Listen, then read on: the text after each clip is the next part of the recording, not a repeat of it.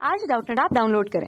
Doubtnut पर अपने सभी गणित, रसायन विज्ञान, भौतिक विज्ञान और जीव विज्ञान के डाउट्स का करो सफाया। बस प्रश्न की फोटो खींचो, एक ही प्रश्न को क्रॉप करो और तुरंत वीडियो सोल्यूशन पाओ। अभी डाउनलोड करें। हेलो, प्रश्न है यहाँ पर क्या कि ग्लाइकोलाइसिस एवं क्रेब्स चक्र द्वारा कार्बोहाइड्रेट के ऑक्सीकरण की समान प्रक्रिया के साथ ही एक अन्य प्रक्रिया भी होती है जिसके द्वारा पौधे ऊर्जा प्राप्त करने हेतु कार्बोहाइड्रेट्स का ऑक्सीकरण कर सकते हैं, है ना।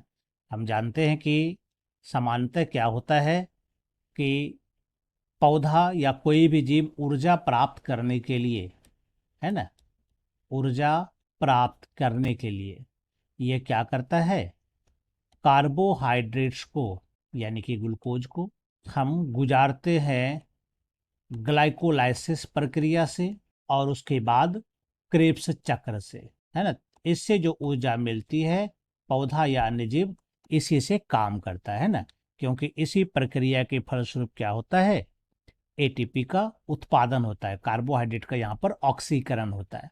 तो यहाँ पर ये कह रहा है कि इसके अलावे भी एक अन्य प्रक्रिया है जिसके द्वारा क्या होता है, हेक्सोज शर्करा जो कि 6 कार्बन का होता है, यह 5 कार्बन वाले शर्करा मध्यवर्तियों द्वारा ऑक्सीडेटिव निम्नीकरण से गुजरती है ना।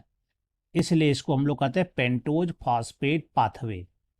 तो कहता है कौन नीचे इससे संबंधित सही नहीं है, यानी कि इस प्रक्रिया के अलावे भी पौधा क्या होता है, एक अन्य प्रक्रिया को अपनाता है जिसको हम लोग कहते हैं पेंटोज फॉस्फेट पाथवे, यानी कि शॉर्टकट में इसको पीपीपी कहते हैं।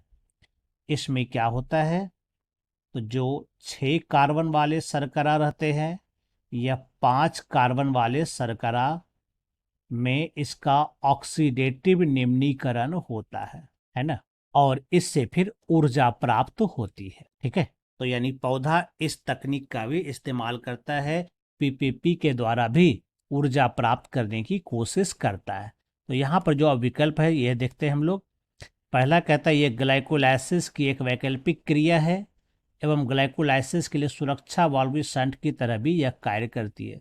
तो बिल्कुल ये ग्लाइकोलाइसिस की एक वैकल्पिक प्रक्रिया ही है, उसके जगह पर ये पीपीपी प्रक्रिया करके भी ये काम कर सकता है, यानी कि ग्लाइकोलाइसिस के लिए यह सुरक्षा वाल्व की तरह काम करती है।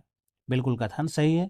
दूसरा कहता है ये सामान्यतः पादपों में होती है और प्राणी शरीर में भी के विशिष्ट उत्तकों जैसे यकृत वसीय उत्तक में होती है।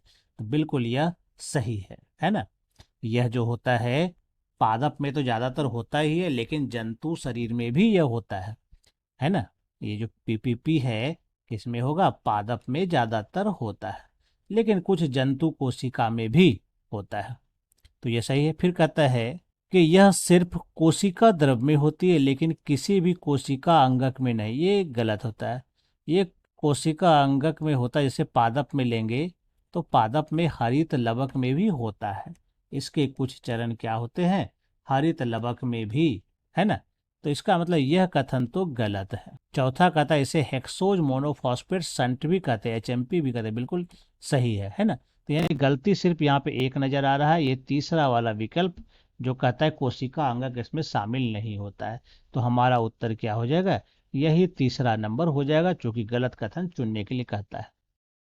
कक्षा 6 से 12वीं से लेकर नीट, IIT, जेईई वो एडवांस के लेवल तक 1 करोड़ से ज्यादा छात्रों का भरोसा। आज ही डाउनलोड करें डाउटनेट ऐप या व्हाट्सएप करें अपने सारे डाउट्स 8400 400 400 पर।